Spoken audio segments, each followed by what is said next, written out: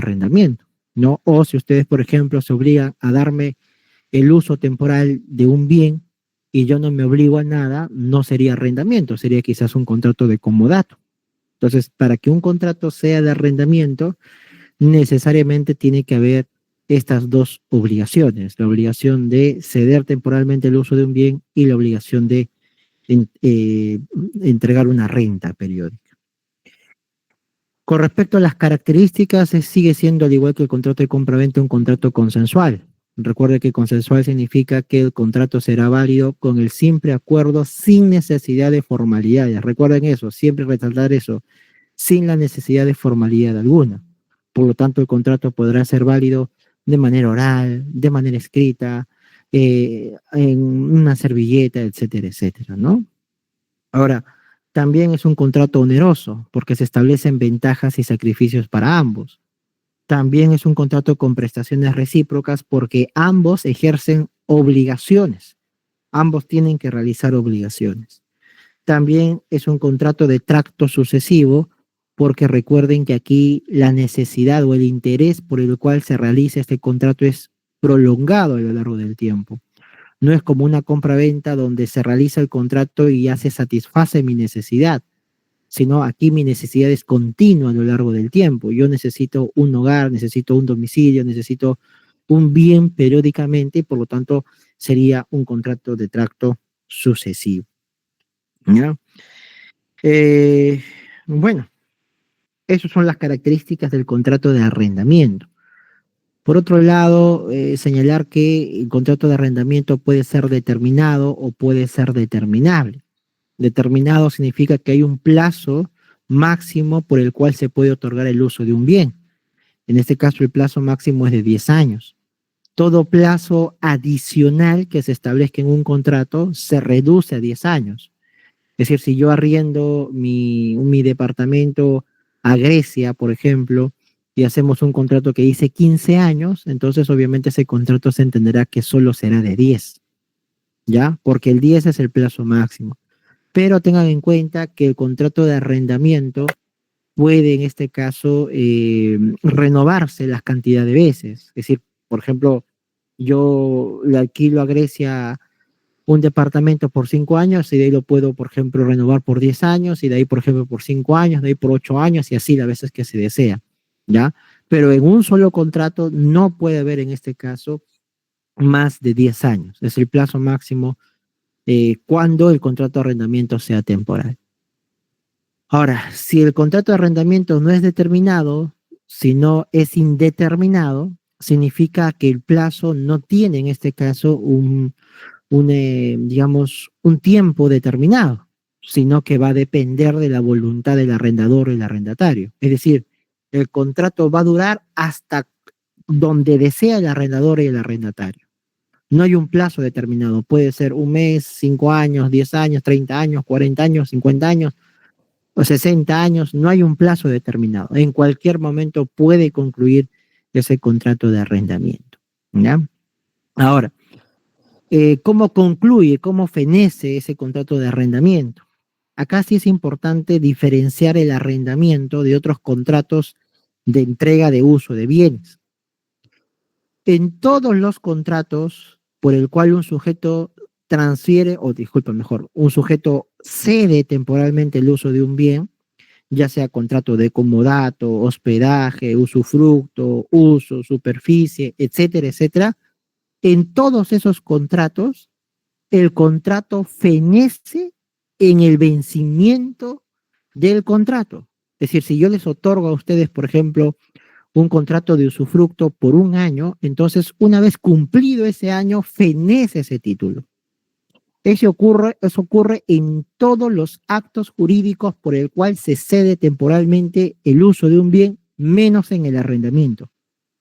Si yo, por ejemplo, me voy, imaginemos, a Arequipa, ¿no? Me voy a Arequipa y me voy, por ejemplo, a un hospedaje para estar ahí unos cuantos días y pago, por ejemplo, para estar 2 días en Arequipa. Entonces, en ese caso, vencido esos días, ya mi título, que es mi acto jurídico por el cual yo estoy ahí en ese cuarto de hospedaje, fenece, se extingue, se muere. Y si fenece se extingue, ¿qué yo me convertiría? Me convertiría en precario. Y acá un pequeño paréntesis, el curso que han llevado en tercer año, derechos reales.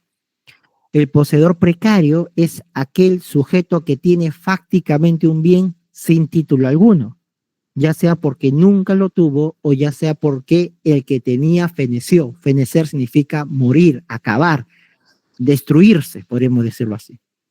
Entonces, si yo, por ejemplo, alquilo un hospedaje en Arequipa por 2 días, muy bien, superado los 2 días, ya fenece mi título, mi acto jurídico que me permitía estar en ese cuarto de hospedaje. Si yo continúo en ese bien, ¿qué va a pasar? Me convierto en precario. ¿Por qué? Porque mi título feneció. Entonces, normalmente los títulos de los actos jurídicos donde se otorgan o se ceden temporalmente un bien, el uso de un bien, fenecen en el vencimiento de ese contrato. Eso ocurre en todos los actos jurídicos, menos en el arrendamiento. En el arrendamiento se aplica lo que dice el artículo 1700. Cuando se vence el contrato, no fenece, no se mata, no se muere el contrato de arrendamiento. El arrendamiento continúa a lo largo del tiempo. Hay lo que se conoce como una continuación del arrendamiento. Se va a prolongar en el tiempo el arrendamiento. Tampoco lo piensen que es una renovación. No es una renovación, sino es una continuación. El arrendamiento se estira ya hasta cuándo, hasta que se pida la devolución. Entonces, por ejemplo, imaginemos que yo arriendo una casa hasta el 20 de agosto de este año. Muy bien. Llega el 20 de agosto y el 21 sigo en el bien. Como es un contrato de arrendamiento, no ha fenecido mi título, no ha fenecido el arrendamiento. Yo sigo siendo arrendatario, a pesar de que mi contrato ya ha vencido. Yo sigo siendo arrendatario.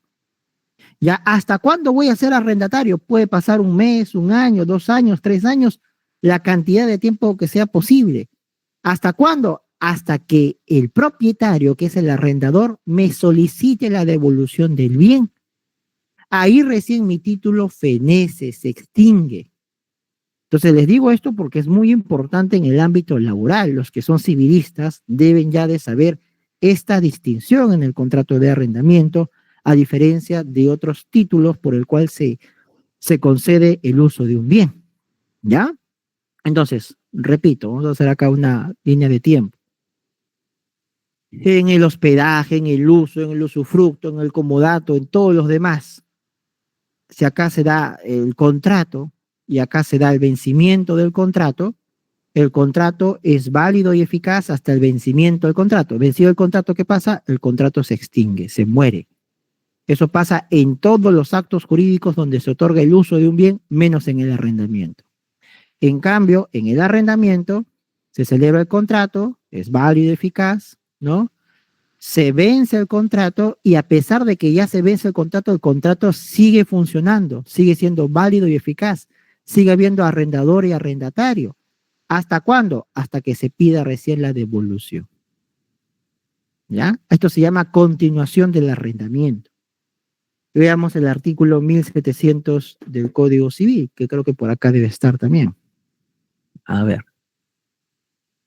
Acá dice, 1700, dice, vencido el plazo del contrato, si el arrendatario permanece en el uso del bien arrendado, no se entiende que hay renovación tácita, sino la continuación del arrendamiento bajo sus mismas estipulaciones. ¿Hasta cuándo?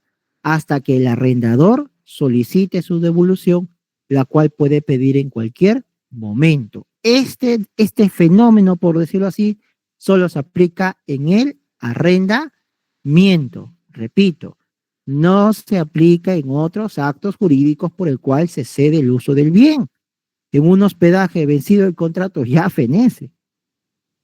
¿Ya? No vayan a decir, mi amigo me dio un comodato de una casa, pero a pesar de que ya venció el contrato, yo sigo siendo comodatario. No, vencido el contrato, ya eres precario. ¿Ya? La única forma por la cual sigas teniendo un título es en el arrendamiento, porque ahí el vencimiento no mata el contrato, sino recién el pedido de devolución del bien. ¿Ya? Muy bien. Ahora, ¿qué pasa si el contrato de arrendamiento fuera indeterminado? Pues si fuera indeterminado, no hay vencimiento de contrato. ¿Cuándo fenece? Cuando se pida la devolución, nada más, pues. ¿Ya? Muy bien, eso para que lo tomen en cuenta. ¿Se está entendiendo? ¿Sí? Sí. Si alguien está volando, preocúpese, ¿ah? Y póngase a estudiar, aunque sea a última hora. Eh, porque esto es lo básico y esencial, ¿ah? Hay varios creo que están. Ya. Entonces, si no, pregúntense, es que no se está entendiendo, ¿ya? Pregunten. Entonces, eso pasa en un contrato de arrendamiento. Eso pasa en un contrato de arrendamiento. Entonces, por ejemplo, si Aníbal me arrienda un departamento, ¿no? Hasta fin de ciclo, que creo que acaba aquí quincena de diciembre, si yo permanezco en el bien, el 16, 17, 18, 19, 20, y Aníbal no me vota, sigue habiendo arrendamiento, a pesar de que mi contrato ya está vencido, ¿ya? Cuando recién se fenece, se extingue mi contrato, cuando Aníbal me indique la devolución del bien. Ahí recién mi título fenece. Y si yo sigo a pesar de que ya feneció, ya soy un precario. Antes de pedir la devolución, no soy precario, porque aunque se ha vencido el contrato, yo sigo siendo arrendatario porque se ha continuado el arrendamiento. ¿Ya? Muy bien. Creo que sobre eso vamos a profundizar con respecto al desalojo. ¿Ya? Porque todo lo demás, eso lo pueden leer y no hay complicaciones. Ya. Vamos a borrar esto de acá, aunque sí lo podemos usar, ¿no? Para explicar los tipos de desalojo. Por un desalojo, una persona que posee un determinado bien tiene que entregar, ¿ya? El bien a aquella persona que tenga un derecho a estar en el bien. Acá hay algo muy importante que se llama ius possidendi, o derecho a la posesión, ¿ya? El derecho a la posesión es la facultad que un sujeto tiene para poder estar en un bien porque se le otorga un título, ¿ya? Y acá hay otro término que hay que usar, título. El título no lo confundan con propiedad. Título es un concepto más amplio. Título viene a ser todo acto jurídico o ley que genere a una persona derecho a estar en el bien. Por ejemplo, si yo me voy a Loreto y me alquilo un cuarto por un día, ya me hospedo en un cuarto por un día, yo tengo un título, tengo un contrato llamado hospedaje, ¿no? Que me otorga derecho a estar en ese cuarto por un día. Entonces tengo un título. Entonces, título no solo es propiedad, puede ser cualquier acto jurídico que te concede estar en un bien.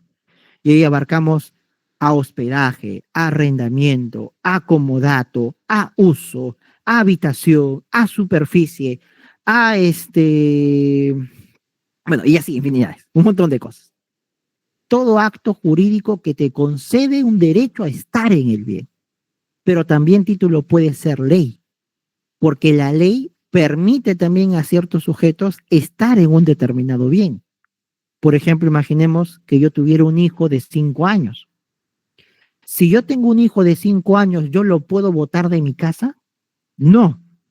¿Pero por qué no lo puedo botar de mi casa si yo no he realizado ningún acto jurídico con él? No he realizado ningún contrato con él, porque hay una ley que se llama alimentos. Y acá es importante también saber diferenciar los términos jurídicos de los términos coloquiales.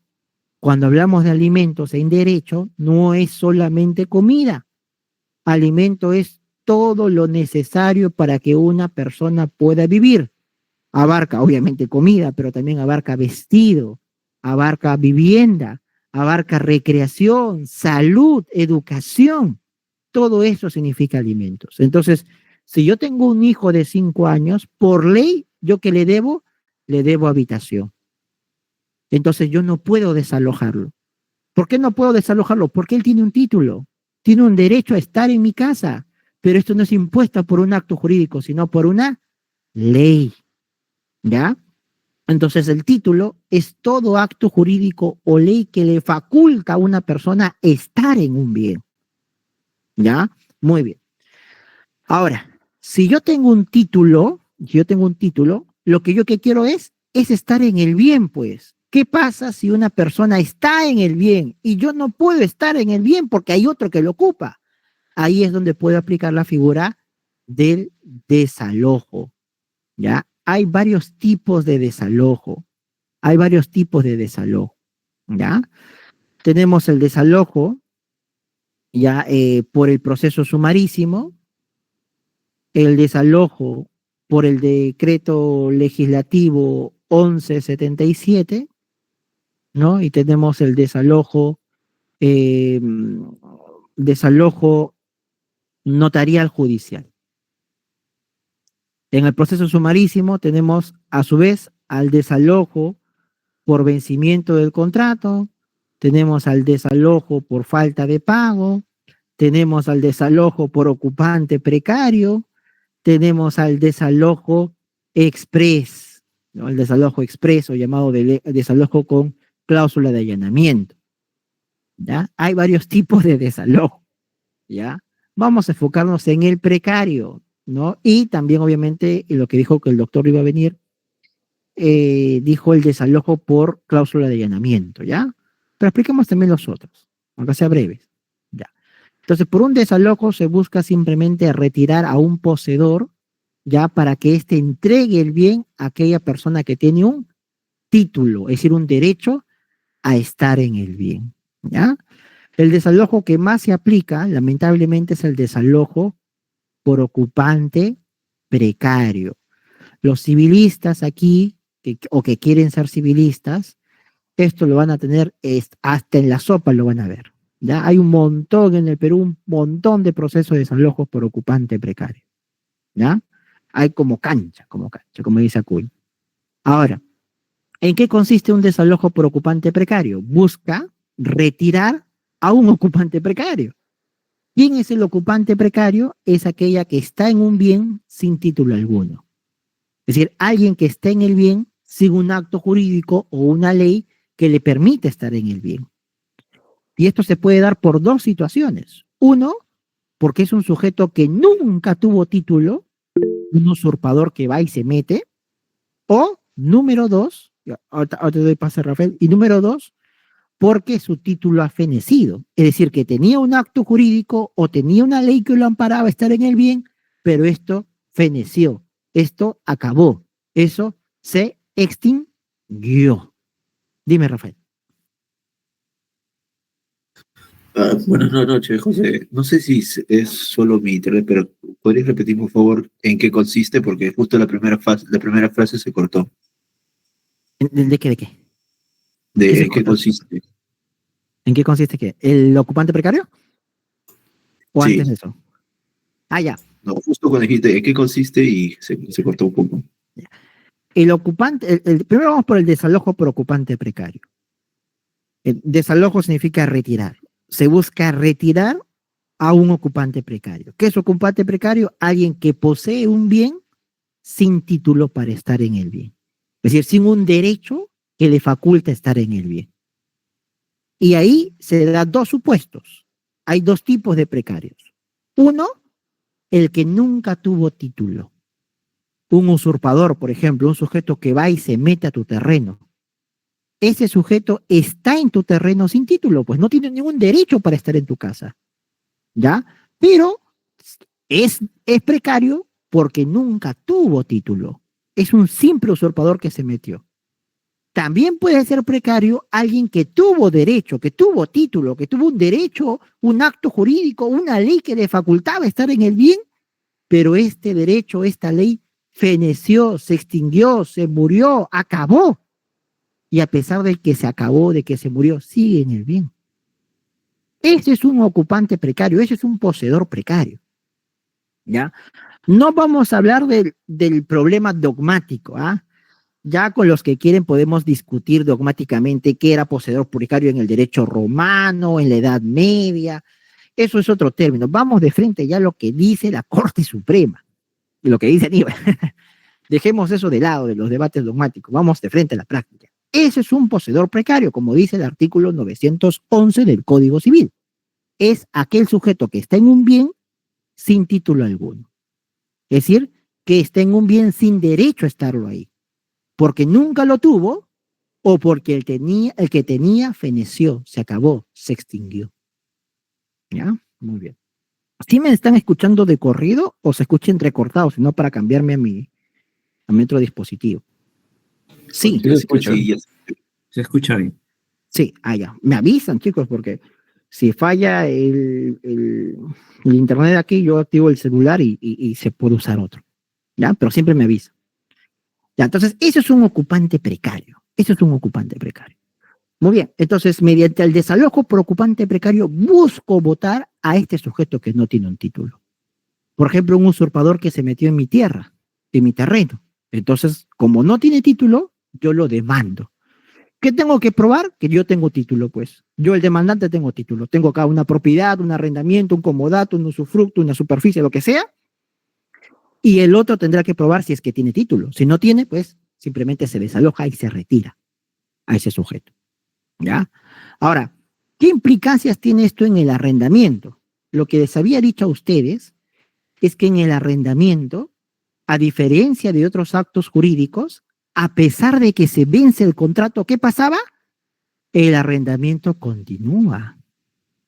No fenece, no se muere, no se acaba.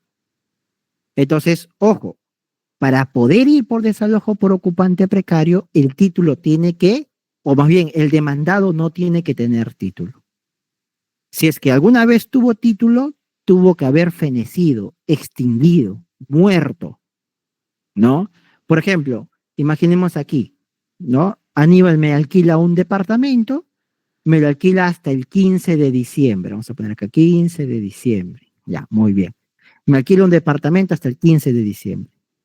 Pero yo me quedo en el departamento y Aníbal no me dice nada. Muy bien. Pasa el tiempo, vamos a poner acá, y de repente, imaginemos por acá, el 1 de enero, Aníbal me demanda desalojo por ocupante precario. ¿No? Me dice, ¿sabes qué? Tú ya, el arrendamiento ya venció, ya, lárgate de aquí, me dice. Yo no soy precario. ¿Por qué no soy precario? Porque el arrendamiento no venció, o más bien no feneció. Ya se venció, sí, se venció, eso es cierto, pero ¿qué pasaba en el arrendamiento? El arrendamiento, a pesar de que está vencido, continúa el arrendamiento. Continúa. Todavía no soy precario. ¿Qué tiene que pasar para ser precario? Aníbal me tiene que solicitar la devolución. Ahí recién mi título fenece, ahí recién me convierto en precario y ahí recién Aníbal me podría demandar desalojo por ocupante precario. Oye, José, pero si ya se venció tu contrato y no te pide la devolución, ¿no se puede aplicar otro tipo de desalojo? Sí, que es el desalojo por vencimiento del contrato. Es otro desalojo que en la práctica, les digo, es mucho mejor que esta cosa de acá, que es el ocupante precario.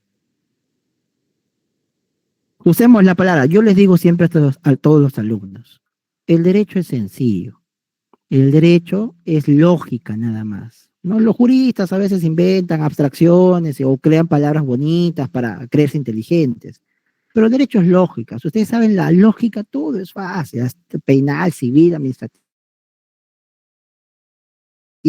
lo que sea es fácil. Desalojo, ¿qué cosa será? Retirar, votar, sacar. ¿A quién? A quien se venció el contrato. Entonces, desalojo por vencimiento del contrato, ¿qué cosa es? Es retirar a alguien que se le venció el contrato, pues.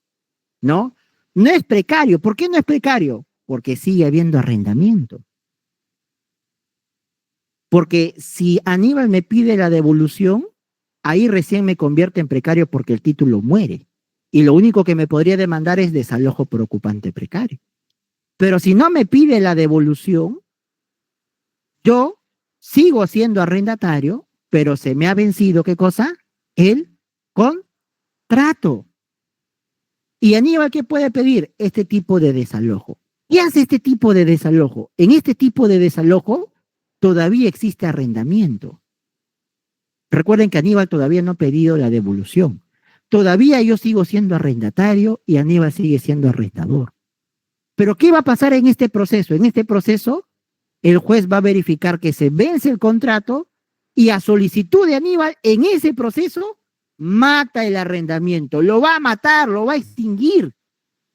Inmediatamente me va a desalojar. Es un 2 por 1. Un 2 por 1. Mata el arrendamiento, porque el arrendamiento todavía está vivo, lo mata en el proceso y me desaloja. En cambio, en el desalojo por ocupante precario solamente puede ir arrendamientos muertos, actos jurídicos muertos, ya cuando estás muerto ya. En cambio, en el vencimiento del contrato es uno vivo para que el juez lo mate y te desaloje. ¿Ya? ¿Por qué es trascendente esto? Esto es por un tema procesal. Miren, cuando es un desalojo por ocupante precario, ¿qué pasa con el arrendamiento o qué pasa con el título? Ya está muerto, ¿sí o no? Y si ya está muerto, ¿hay renta? No hay renta, pues, porque arrendamiento ya se murió. Entonces, en el desalojo por ocupante precario, como no hay renta, todo proceso se inicia en un juez especializado civil. ¿Ya? En cambio, aquí, en el desalojo por vencimiento del contrato, hay renta. ¿Por qué hay renta? Porque todavía existe arrendamiento, pues. Si hay renta, entonces, en ese caso, ahí no se inicia en un juez especializado civil, sino en un juez de paz letrado, siempre y cuando la renta no sea mayor a 50 URPs.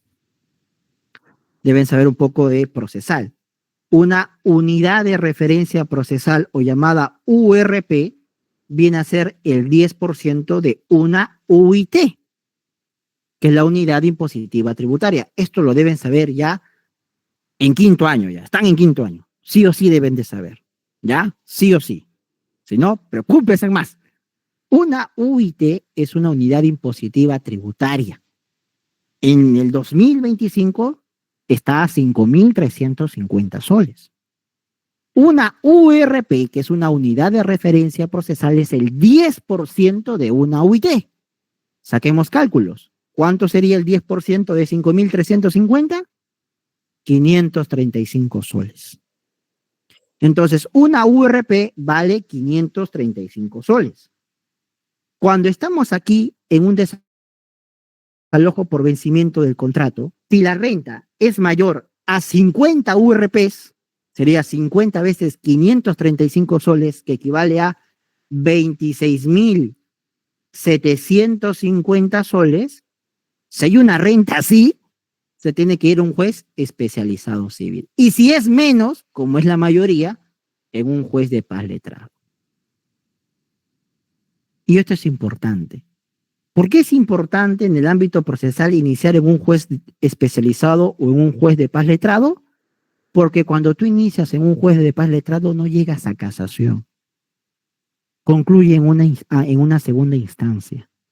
En cambio, si tú vas a un juez especializado, estás en la posibilidad de ir hasta casación. Entonces, ¿cuál sería más largo? ¿Un proceso que llega hasta casación o un proceso que solamente concluye en segunda instancia, como máximo?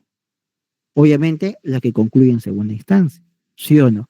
Por eso, Aníbal les decía en clase, si llega un cliente a sus oficinas y le dice, jovencito, jovencita, mire, tengo ahí un arrendatario que no se quiere ir, ya venció su contrato ya hace mucho tiempo, no se quiere ir.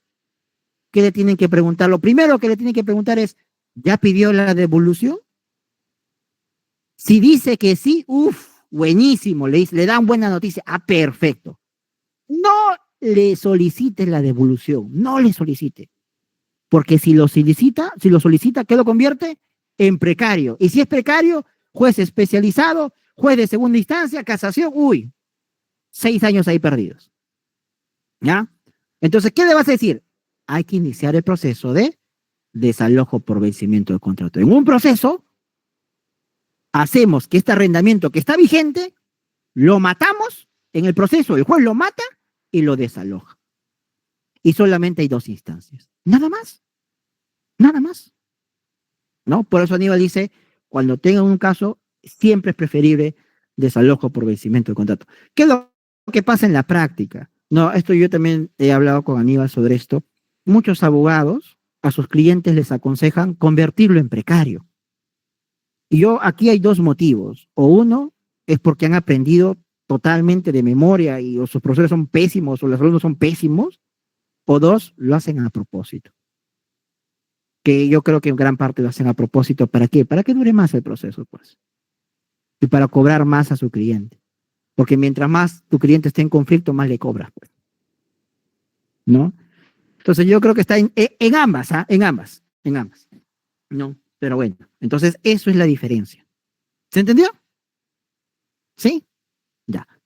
¿Sí? ¿No? ¿Sí? ¿No? Sí, acá. Entonces eliminemos este desalojo. Hay otro tipo de desalojo, que es el desalojo express, ¿ya? En el desalojo express, lo que va a ocurrir es que en el contrato de arrendamiento, esto se aplica en el arrendamiento nada más, ya al momento de crear el arrendamiento se establece una cláusula de allanamiento futuro. Allanarse, estos son temas procesales, significa aceptar la pretensión. ¿Ya? El allanamiento es una figura por la cual un demandado ya acepta una pretensión. En otras palabras, no me defiendo. No me defiendo. Ese es allanarse, no defenderse. Aceptar simplemente la pretensión. ¿Ya? ¿Qué va a pasar en este contrato? En el contrato de arrendamiento, al momento de celebrarse el contrato de arrendamiento, ya el arrendatario acepta que cuando concluya el arrendamiento, ¿qué va a hacer? Se va a allanar. Por eso se llama cláusula de allanamiento futuro, pues. Le digo, todo es lógica.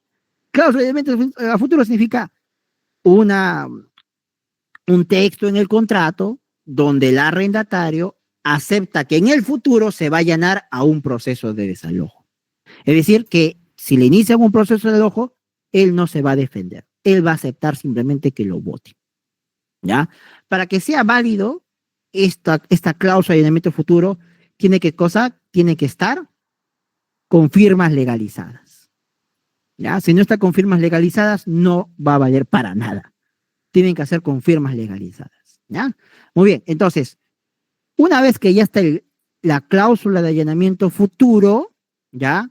Antes de vencer el contrato, vamos a poner acá, antes de vencer el contrato, o ante la falta de pago, ¿ya? Ustedes, vamos a poner acá, vamos acá está el arrendamiento, se da, aquí se va a vencer el contrato. Antes de vencer el contrato, ustedes deben iniciar un proceso. El proceso es un proceso sumarísimo especial, ¿ya? Que es el proceso de desalojo por cláusula de allanamiento futuro. En este proceso, tú ya estás indicando que lo vas a desalojar a este sujeto. ¿Ya? Lo vas a desalojar. ¿Por qué? Porque ya vence el contrato. Y él se va a defender, ya no puede defenderse. ¿Por qué? Porque en esta cláusula ha dicho que él solito no se va a defender. Él va a aceptar el veredicto. Lo único que puede hacer el arrendatario, ¿ya? Son dos cosas. Uno, probar que ha renovado el contrato. Si él prueba que ha renovado el contrato, ya no procede pues el desalojo. O dos, que esté al día en sus pagos y todavía no se vence el contrato. Entonces, si yo estoy al día en el contrato, no me pueden demandar pues desalojo porque estoy al día, mientras todavía no se vence el contrato, ¿no? Entonces, aquí lo que va a hacer el juez, esto es un proceso especial, y como es un proceso especial, se limita bastante la oposición, ¿ya? No es necesario, número uno, una conciliación. No se permiten las excepciones y defensas previas, ¿ya? Es un proceso rápido, teóricamente, rápido, ¿ya? ¿Qué es lo que pasa? Que en la práctica los jueces no saben cómo aplicar correctamente este proceso especial. Algunos jueces lo tramitan como un proceso de ejecución especial. Y dice, no, este es un proceso de ejecución especial y tienes que tramitarlo bajo proceso de ejecución especial. Otros dicen que es un proceso sumarísimo especial. El doctor también tuvo este problema. No lo ha dicho el doctor, esto es confidencial con ustedes, pero tuvimos un problema hace un año porque él tenía un proceso bajo la vía de ejecución especial. ¿Ya? Claro, yo le pregunté, me dijo, yo no lo inicié. Él no inició el proceso. Fue otro abogado que inició el proceso, ¿no? Claro, él apeló, hizo todo eso y al final ganó, ¿no? Pero ya cuando le vino otro caso, hizo un proceso sumarísimo especial, ¿no? Hay un problema en esto de los jueces cómo aplicar esto, pero la idea es que tú puedas demandar antes del vencimiento del contrato para ir ya pidiendo, en este caso, desalojar a esta persona. Está limitado este proceso, es célere teóricamente porque no se permite excepciones ni defensas previas ni contestaciones, no está, digamos, no es requisito incluso presentar una conciliación, no, es un proceso célere. Eso está regulado en el artículo 540 y... No, no, disculpen. 594. 500, ¿cuál? 94. 594, muchas gracias, exacto.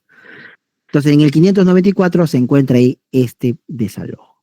Ahora, hay otros desalojos, ¿ya? Por ejemplo, el desalojo por decreto legislativo 1177, que es un desalojo que se creó para beneficiar de cierta forma la inversión en el caso de las construcciones.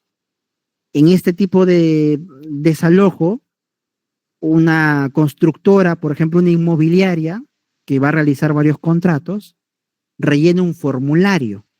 Ya en ese formulario, que va a ser un título ejecutivo, el arrendatario ya asume que en caso si no paga las cuotas, en este caso el banco o en su caso la inmobiliaria podrá desalojarlo vía proceso de ejecución, ¿no? Claro, acá hay un problema, ¿por qué? Porque en esos formularios se tienen que inscribir en un registro del Ministerio de Vivienda.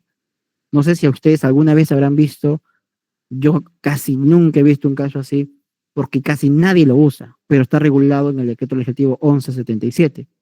Y tampoco lo usan ni siquiera las inmobiliarias, ¿no? Salvo que quizás por ahí, si ustedes trabajan en inmobiliarias, si es que lo usan, nos podrían comentar qué tan, qué tan célere podría ser, porque teóricamente es célere, ¿no?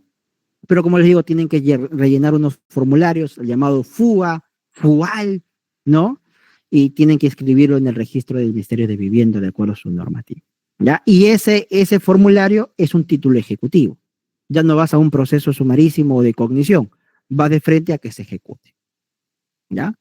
Y ya por último, el último desalojo, la última novedad legislativa fue el proceso notarial judicial, que es un proceso por el cual en el contrato también se establece o una cláusula de allanamiento futuro, el decreto legislativo 1177, que es por formulario, o una cláusula que diga que se va a aplicar esa nueva ley. ¿Ya? Con cualquiera de las tres funciones, este último desalojo. Con tal que exista una de ellas, suficiente. ¿Ya? ¿Qué va a hacer? Pues simplemente el notario lo que va a hacer es dar fe de que ha vencido el contrato o que falta el pago. Y una vez que dé fe de eso, lo va a mandar a un juez para que simplemente lo ejecute. Entonces el notario va a hacer la chamba que hacía el juez de verificar esto, el vencimiento del contrato y la falta de pago, que teóricamente es mucho más rápido, ¿no? Se entiende que el notario actúa más rápido, pero obviamente es mucho más costoso. Dime, Clorinda. Buenas noches. En este caso, tiene que registrarse, hacerse escritura, Así es. porque está en la cláusula notarial, ¿no? De resolución notarial. Así es. Vamos a la ley, que es la ley 30933, que está en el artículo... ¿Dónde está? Acá está, artículo 7, si no me recuerdo. No. Artículo 9, tampoco. Artículo 5. Dice, artículo 4, vamos a frente al artículo 4, dice, para solicitar el desalojo de un bien inmueble al amparo de la presente ley, se debe cumplir con los siguientes requisitos. Número 1, dice, el inmueble en materia de desalojo notarial debe encontrarse individualizado de manera inequívoca y en el contrato de arrendamiento debe consignarse las referencias precisas de su ubicación. 2, el contrato de arrendamiento debe estar contenido en, primera opción, en el FUA, que es el Formulario Único de Arrendamiento de Inmueble destinado a vivienda, que es justo el decreto legislativo 1177, coma, el decreto legislativo que establece el régimen de promoción de arrendamiento para vivienda o dice, en escritura pública. En este caso, el contrato de arrendamiento puede estar destinado a vivienda, comercio, industria u otros fines. 3. Las modificaciones o adendas al contrato de arrendamiento deben cumplir con la misma formalidad. Pero pasemos al siguiente, que es el artículo 5. Dice, el contrato de arrendamiento a que se refiere el artículo 4 debe, 1, contener una cláusula de allanamiento a futuro del arrendatario para la restitución del bien inmueble por vencimiento del plazo del contrato o la resolución de arrendamiento por falta de pago de la renta. 2, contener una cláusula de sometimiento expreso a lo establecido por la presente ley para que el notario constate las causales de vencimiento del plazo del contrato o la resolución por falta de pago de la renta y el juez de paz letrado ordene y ejecute el desalojo. 3, consignar el número tipo moneda. Es decir, ¿qué nos quiere decir con esto? Que en el contrato que se va a aplicar la ley 30933, en el contrato, para que proceda el desalojo, tiene que tener una de estas tres. 1, un formulario por el decreto legislativo 1177, que se puede hacer la constatación por vía notarial. 2, puede ser que exista una cláusula de allanamiento futuro. O 3, en este caso, que exista simplemente una cláusula de sometimiento a esta ley. Cuando se crea este desalojo, lo que se busca con este desalojo es también abarcar los otros desalojos. Entonces, si yo tengo una cláusula de allanamiento futuro, puedo ir al proceso especial de desalojo por cláusula de allanamiento, o en su caso, también podría aplicar el desalojo notarial judicial. Entonces, este nuevo desalojo también abarca las anteriores. Lo único que va a hacer aquí el notario es dar fe del supuestos anterior, es decir, que se encuentre el formulario único de vivienda, que es el FUA, si es que se va a aplicar el 1177, o en su caso, que se encuentre la cláusula de allanamiento futuro, o en su caso, que se encuentre una cláusula que diga que se aplica esta ley. Dime, Mireya. Antonio, ¿qué tal? Buenas noches. Una consulta. Respecto a esta cláusula que mencionas, tenía entendido que sí o sí debería tener este contrato, esta cláusula de allanamiento. El artículo 4, por ejemplo, nos da a escoger entre si lo presento por form, con este formulario, o bajo escritura pública. Pero entendería de que la cláusula de allanamiento iría tanto en esta parte notarial o ya sea judicial, pues, ¿no? Claro. Lo que pasa es que en este contrato de arrendamiento o en este desalojo por arrendamiento, se trata de abarcar todos los tipos de desalojos anteriores, que es el decreto legislativo 1177 y, en este caso, la cláusula de allanamiento futuro. En todo caso, sí iría, o sea, de todas formas, en este tipo de arrendamiento, sí iría la cláusula de allanamiento como tal. O sea, va a ser notarial, pero es una vaya. Claro, sí. Lo que pasa es que, mira, se entiende que todos los contratos actuales, cuando tú vas a reescribir un contrato de arrendamiento, tienes que señalar ya este contrato que está aquí, o la ley que está aquí. Pero ¿qué pasa? Sí, dime. El 594, ¿a esta te refieres? No, me refiero a la ley 30933. Ah, ok. ¿Ya? Ahora, ¿qué pasa con los contratos que ya se celebraron antes de esta ley, pero se estaba aplicando el decreto legislativo 1177 o el contrato con cláusula de allanamiento futuro? Esos anteriores desalojos siguen aplicándose sus vías pertinentes. Sin embargo, el legislador ha considerado que también podría hacer uso de esta cláusula, que es la ley 30933. Es decir, en la ley 30933 no nos está diciendo que tienes que tener las tres. Tienes que tener allanamiento futuro, la aplicación de esta ley y el formulario único de vivienda, porque recuerda que el formulario único de vivienda solamente... Dime. Bueno, entiendo, ese formulario como tal es muy complejo de poder estructurarlo como tal. Diría más por escritura. Y por eso me podría consulta. ser por escritura pública. Porque, por ejemplo, en el artículo 4 te menciona o el formulario o escritura pública. Así es. Entendería si, por ejemplo, no, yo lo haría bajo escritura pública. Sin embargo, en el artículo 5 me menciona que mi contrato como tal debería también estar, entiendo, el 594, o sea, estipulando esta cláusula de allanamiento, pues, ¿no? Claro, claro. Mm. Podría estar eso o podría estar simplemente una cláusula general. Sometimiento. Exacto, de sometimiento de la Ajá. ley 30933. Ah, claro, claro. Ajá, a eso iba. Ya, sí, Claro, exacto. ya, gracias, José. Muy bien. Bueno, dime, Piero. Sí, José, buenas noches, ¿qué tal? Una consulta. Más o menos yo como lo estoy entendiendo, a ver, y como lo había entendido en clase, es que, o sea, en este tipo de desalojo, o sea, uno interviene el notario en una primera parte para esto de la constatación y luego hay una parte judicial. Entonces, en el artículo 5 dice que el contenido del arrendamiento, bueno, el contrato, debe contener una cláusula de allanamiento a futuro, y yo entendería que también, o sea, según lo que dice acá, porque no dice o, sino dice que debe, entonces el 1 debe contener, el 2 también debe contener una cláusula de sometimiento expreso, entonces eso como que nos daría pie a que primero el notario haga la constatación de los requisitos, como aparece en el artículo 6, y si es que es cierto lo que está pidiendo el arrendador, o sea, que se le restituya o que se resuelva, si es que es cierto esto, entonces pasa a la vía judicial. Eso dice en el artículo, en los siguientes, en el 8 y en el 9. En todo caso, yo entendería que en el contrato que esté bajo esta ley, tienen que estar ambas cláusulas de allanamiento y de sometimiento. Y eso recuerdo algo de la clase también. O sea, más o menos es como yo lo entendí. Sí, bueno, eso podría ser entender la ley, ¿no? Creo que lo que tú dices es correcto. En mi caso, yo lo que he visto es que se aplica para ambos, ¿ah? Pero tú tienes razón, no dice en ninguna parte o, ¿no? En ninguna parte dice o. Entonces, si se entiende, pues, como tú dices, tendría que abarcarse las dos cláusulas, tanto de allanamiento futuro como la cláusula de sometimiento expreso a la ley 30933. Dime, Mireya. León, pero en la práctica como tal va uno de ellos, no van los dos. Yo he visto eso, que solamente va uno, exacto. No sé si estaría mal o bien, porque yo también siempre he visto que va uno de ellos y no van los dos. Sí, no, sí, justo como te estaba diciendo hace rato, siempre es solamente uno.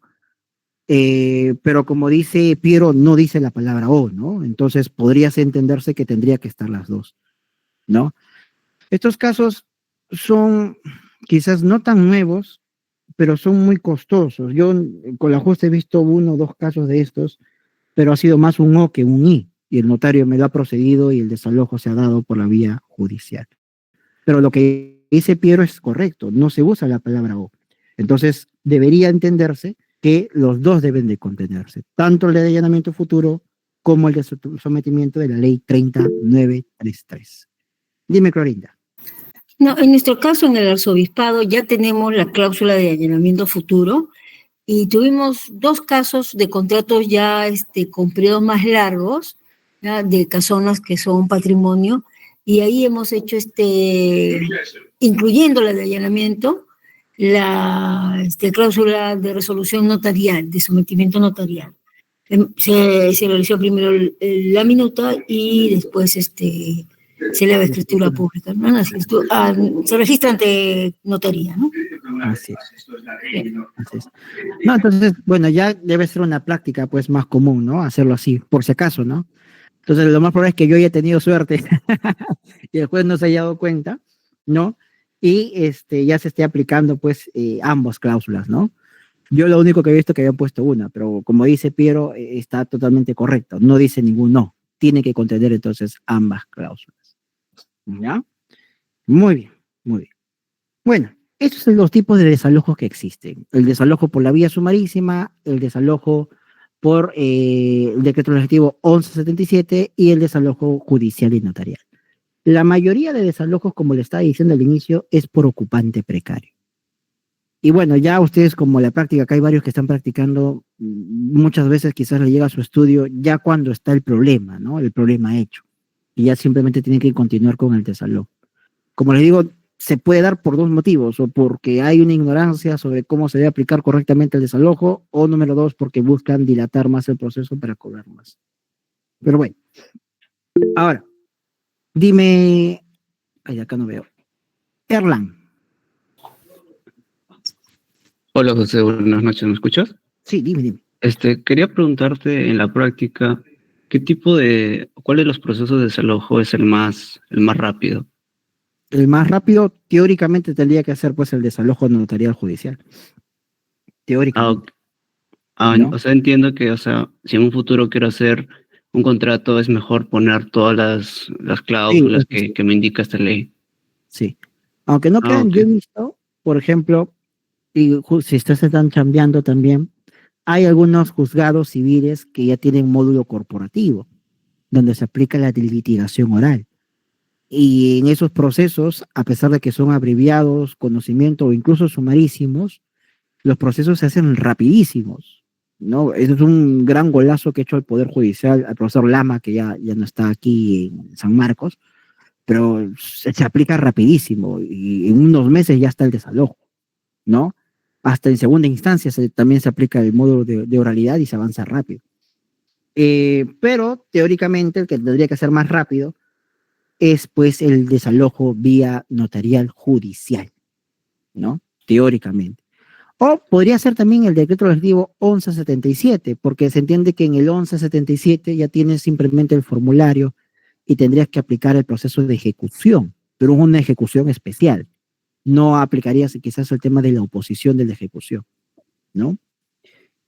Sí, gracias. Ah, una cosa más. Dime. Habías mencionado que en, en el proceso no, en el desalojo con cláusula de allanamiento a futuro no se necesita conciliación, ¿verdad? Y Sí, tampoco en el de proceso único de ejecución no, proceso único de desalojo, ¿verdad? En claro. esos dos casos. En el proceso de cláusula de allanamiento, esto ya ha habido un pleno jurisdiccional, que si no me recuerdo fue el Pleno Nacional del año 2019. Por acá tengo que justo habla sobre este tema, que es cuáles son los mecanismos que se debe seguir en un proceso de cláusula de allanamiento futuro. Tengo acá, ahí está. Es el Pleno Nacional del año 2017. ¿Ya? 2017 es, sí, que habla justo del desalojo express, que dice lo siguiente, les voy a leer, dice. Ya, Pleno Nacional de 2017, dice. El Pleno acordó por mayoría que el acta de conciliación extrajudicial no es exigible en el proceso de desalojo regulado en el artículo 594 del Código Procesal Civil, que es el desalojo por cláusula de allanamiento futuro, en tanto se trata de un proceso especial y rápido. Asimismo, tampoco proceden las excepciones y defensas previas planteadas por la parte demandada, por lo que el juez debe declarar de plano su improcedencia. Entonces, lo que se debatió en ese pleno nacional es que como es un proceso especial y cuya finalidad es la celeridad, entonces se va a obviar tanto el tema del acta de conciliación como el tema de las excepciones y defensas previas. ¿Ya? Muy bien. Ahora sí. Ah, perfecto, gracias.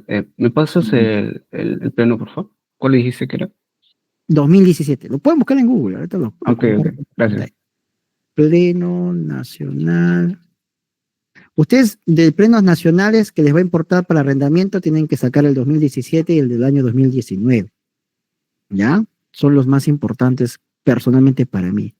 El del 2019 es el que trata sobre el título, que se amplía para el título legal, porque el cuarto pleno casatorio había hablado en la parte resolutiva del título negocial, es decir, aquel título que nace solamente del acto jurídico. Pero se interpreta correctamente en ese pleno y que se dice que en el cuarto pleno también se habla de títulos legales, como por ejemplo cuando hay prescripción adquisitiva, o por ejemplo cuando hay, en este caso, derecho alimentario, ¿no? Y obviamente da una interpretación más amplia sobre el tema de título. Acá lo voy a descargar el Pleno Nacional del 2017 para pasarles, antes que me olvide, porque si no yo sí soy muy olvidadizo. ¿Dónde están? Aquí está. Y el del 2019 ya lo buscan ustedes, pues. Y ya lo suben ahí al grupo, pues. El delegado que lo sube. ¿Ya? El Pleno Nacional del 2019. Les he subido solamente el del 2017. ¿Ya? Tengo también una diapositiva de plenos jurisdiccionales. También le paso más tarde sobre eso. ¿Ya? A ver, ahora pasemos en arrendamiento. Creo que no hay nada más importante. Quizás el cuarto pleno casatorio. Ahí me han hecho recordar justo sobre eso. ¿Recuerdan ustedes? En clase, el doctor me hizo escribir una cláusula de allanamiento futuro. Me imagino que los que asisten a clases apuntaron esa cláusula de allanamiento futuro. Yo, como un gran consejo, les digo que esa cláusula va a venir y va a valer muchos puntos. ¿Ya? Así que los que están aquí, aunque sean presentes, vayan recordándose en sus apuntes cuál es la cláusula de allanamiento futuro. Y si quieren ser quizás piadosos, podrían subirlo al grupo de WhatsApp, pues para que sus otros compañeros lo sepan. Si no, pues simplemente no suben nada y que jalen los otros, pues no hay problema. ¿Ya? Entonces, atento a eso, la cláusula de allanamiento futuro. ¿Ya? Eso sí o sí va a venir. ¿Ya? Sí o sí va a venir. ¿Qué más? Sobre arrendamiento creo que nada más importante. El cuarto pleno casatorio sí es importante, pero ya no nos va a alcanzar tiempo. Pero el cuarto pleno casatorio abarca simplemente lo que es el poseedor precario, que es aquella persona que usa un determinado bien sin título alguno, ya sea porque nunca lo tuvo o ya sea que el que tuvo ha fenecido. Y de ahí creo que podríamos hablar de donación, aunque sea 5 minutos. A ver, vamos a compartir la pantalla otra vez. A no ser que tengan dudas y de frente vamos con las dudas y así hacemos rápido esta parte.